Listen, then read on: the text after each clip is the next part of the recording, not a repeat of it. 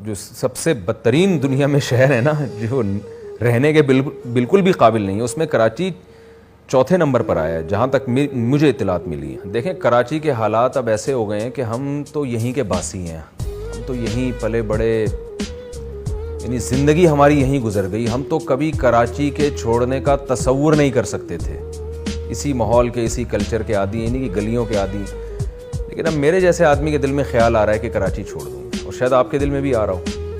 जो यहाँ हालात हो गए, मैं जब हज करके आया, अभी 2 हफ्ते हमने सऊदी अरब में गुजारे, उसके बाद जब मैं आया हूँ तो जो हालत हुई हुई थी ना हमारी गली की, उल्टी आ रही थी देख के।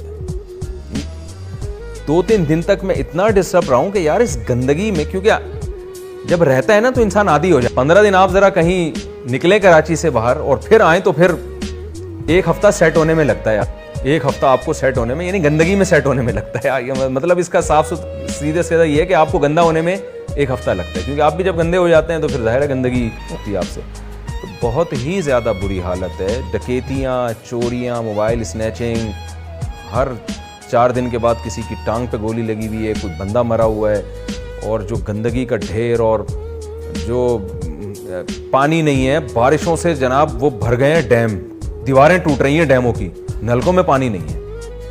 और अभी तो आपको पता है, रिसेंटली आपको पता चला होगा टाइफाइड बहुत फैल गया गंदे पानी की वजह से। बारिशों का पानी और गटर लाइनें और जो पीने का पानी है सब मिक्स हो, वो एक अलग टेंशन खड़ी हो गई है। तो ये तो बहुत ही बुरे हालात हूँ। मैं गिलगित में था, किसी दूर दराज गांव में हमारा जाना हुआ। ये बात है तकरीबन 12 साल पुरानी। मैं उस वक्त इतना ख़ास फेमस नहीं था। किसी गांव, किसी देहात में हम लोग गए चाय पीने के लिए।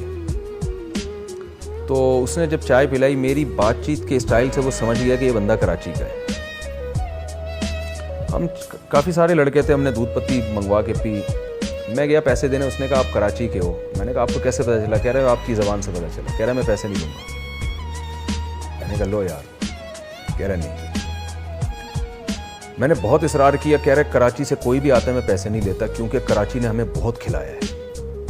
ये उसके, यानी मैं इसमें जज्बाती हो रहा हूँ ये अल्फाज कहते हुए, तो मैं वहां भी जज्बाती हो रहा था। कह रहे कराची ने हमें बहुत खिलाया है। तो कराची को गरीब की माँ कहा जाता था। जिसको कहीं बिजनेस नहीं मिल रहा वो कराची आए। इतनी इज्जत थी हमारी हर जगह। अब हम कहीं जाते हैं कराची से, अच्छा वो जहाँ पुल टूटे हुए हैं, जहाँ वो हर आए दिन बंदे मर रहे हैं, जहाँ कचरे के ढेर बने हुए हैं, तुम लोग रहते कैसे हो वहाँ पे? यानी ये हमसे उल्टा लोग हम पे तंज कर रहे होते हैं, यार तुम रहते कैसे हो वहाँ? तो ये हो गया है। तो कराची ने तो बहुत हमें इज्जत भी दी है, हमें कल्चर दिया। मैं शायद आपके पिछले प्रोग्राम में भी मैंने शायद इस बात का तस्करा किया था कि सिंध यूनिवर्सिटी के वाइस चांसलर थे, मेरी उनसे, सॉरी सिंध यूनिवर्सिटी नहीं, जामशोरी यूनिवर्सिटी के, मुझे बयान के लिए बुलाया। सिंधी थे वो, उम्र ज़्यादा हो गई थी, मेरा ख्याल है 65 साल, 60-65 साल उनकी एज होगी। रिटायरमेंट के बिल्कुल करीब थे वो, या शायद रिटायर हो चुके थे भी, मुझे ये इतनी मालूमात याद नहीं है। मुझे उन्होंने कहा कि बेटा हम कराची अपने बच्चों को तहजीब सीखने के लिए भेजा करते थे।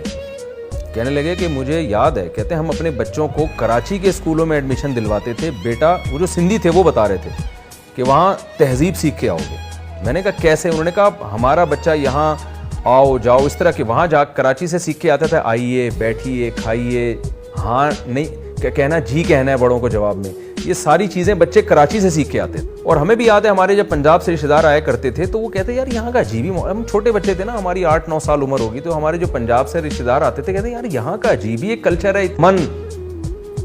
तो हमारे तो बड़े ये कहते कहते चले गए कि कराची को नज़र लग गई है।